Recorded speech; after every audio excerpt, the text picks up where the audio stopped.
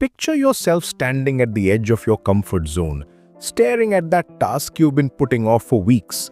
Your mind races with excuses, your body feels heavy, and motivation is nowhere to be found. Yet, somewhere deep inside, you know this moment will define whether you move forward or stay stuck. What if I told you there's a power that could change everything? A power that doesn't depend on how you feel, what mood you're in, or whether the stars are aligned perfectly. This is the story of self-discipline, and it begins with a simple truth that most people never discover. You see, we've been taught to wait for motivation, to chase that perfect moment when we feel ready to act. But here's what successful people know that others don't. Motivation is a fair-weather friend. It shows up when things are easy and disappears the moment discomfort arrives. Self-discipline, on the other hand, is your most reliable companion. It's the ability to do what matters most, even when every fiber of your being wants to do something else. Think about the last time you achieved something meaningful. I bet it wasn't because you felt motivated every single day. It was because you showed up anyway, especially on the days when you didn't want to. That's the real power we're talking about here. Success isn't about talent, luck, or intelligence, though these things help. It's about the ability to control your actions, emotions, and habits, especially when things get uncomfortable.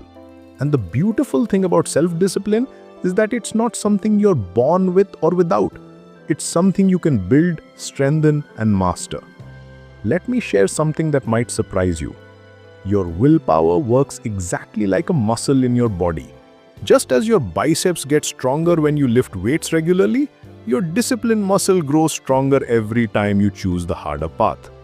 But here's the catch, and this is where most people go wrong. Just like a physical muscle, willpower can get tired if you overuse it without proper recovery. This is why people who try to change everything at once often burn out within weeks. The secret lies in understanding how this muscle works. When you wake up in the morning, your willpower is at its peak. It's fresh, strong, and ready to tackle challenges. But as the day progresses and you make decision after decision, resist temptation after temptation, this muscle gets fatigued. By evening, choosing between a healthy dinner and ordering pizza becomes a monumental battle. Smart people know this, so they schedule their most important tasks when their discipline muscle is strongest.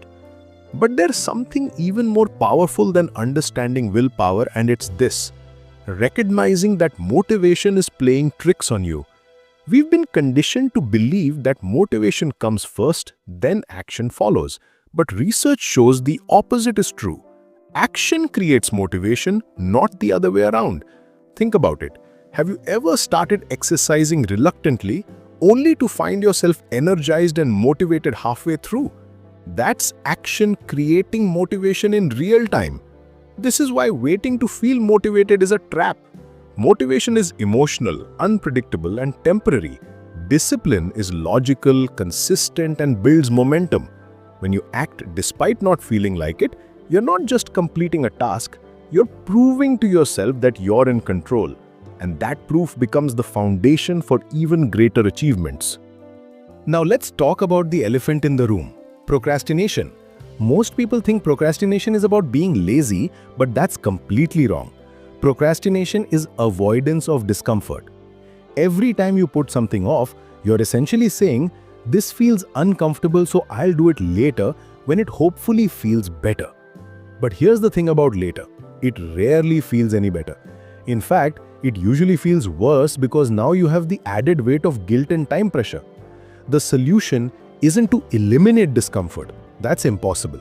The solution is to change your relationship with discomfort. Instead of seeing it as something to avoid, start seeing it as a signal that you're about to grow. Every time you feel that resistance, that voice in your head saying maybe tomorrow, recognize it for what it is: your comfort zone trying to keep you small. Here's a strategy that works like magic. Break overwhelming tasks into extremely small steps. I am talking ridiculously small. If you want to write a book, don't start with write a chapter. Start with open a document and write one sentence. If you want to get fit, don't start with work out for an hour. Start with put on workout clothes. These micro steps are so small that your brain can't justify avoiding them. And once you start, momentum takes over. But even more powerful than willpower and micro steps is something most people completely overlook: your environment. Here's a truth that will change how you approach discipline forever. Don't rely on self-control alone. Design your environment to support the person you want to become. If you want to eat healthier, don't keep junk food in your house and then rely on willpower to avoid it. Remove the choice entirely. This principle works in reverse too. If you want to read more, place books everywhere and hide your phone. If you want to exercise, lay out your workout clothes the night before. If you want to wake up early, put your alarm across the room. You're not being weak by designing your environment this way, you're being smart. You're recognizing that discipline isn't about fighting temptation every day. It's about creating systems that make good choices easier and bad choices harder. The most disciplined people aren't the ones with the strongest willpower. They're the ones who've built habits that run on autopilot. When something becomes a habit, it stops draining your willpower because your brain no longer sees it as a choice to be made. It's just something you do, like brushing your teeth or checking your phone. The key is to start small and be consistent. It's better to do something tiny every day than something big once a week. Here's where it gets really interesting. Your identity shapes your actions more than you realize. If you see yourself as someone who lacks discipline, you'll act accordingly. But if you start identifying as a disciplined person, your actions will align with that identity. This isn't about fake it till you make it. This is about recognizing that every action you take is a vote for the type of person you want to become. When you choose to work out when you don't feel like it, you're voting for being a fit person. When you choose to read instead of scrolling social media, you're voting for being a learner. When you choose to save money instead of making an impulse purchase, you're voting for being financially responsible. These votes add up and eventually they become your identity. But here's something crucial that most people miss. Discipline isn't about being perfect, it's about being resilient in recovery. You will have setbacks. You will have days when you don't follow through. The difference between disciplined and undisciplined people isn't that disciplined people never fail. It's that they get back on track faster. They don't let one bad day become a bad week or one bad week become a bad month. Think of discipline as a practice, not a destination. Every day, you get to practice choosing the harder path, acting despite discomfort, and proving to yourself that you're in control. Some days you'll nail it, other days you'll struggle, and that's perfectly normal. What matters is that you keep showing up, keep practicing, and keep building that discipline muscle. The beautiful thing about mastering self-discipline is that it creates a ripple effect in every area of your life. When you prove to yourself that you can control your actions in one area, that confidence spills over into everything else. You start believing that you can achieve things you once thought were impossible. You stop making excuses and start making progress.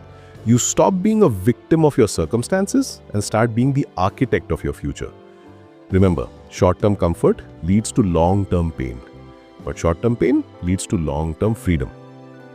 Every time you choose discipline over comfort, you're investing in a future version of yourself who will thank you.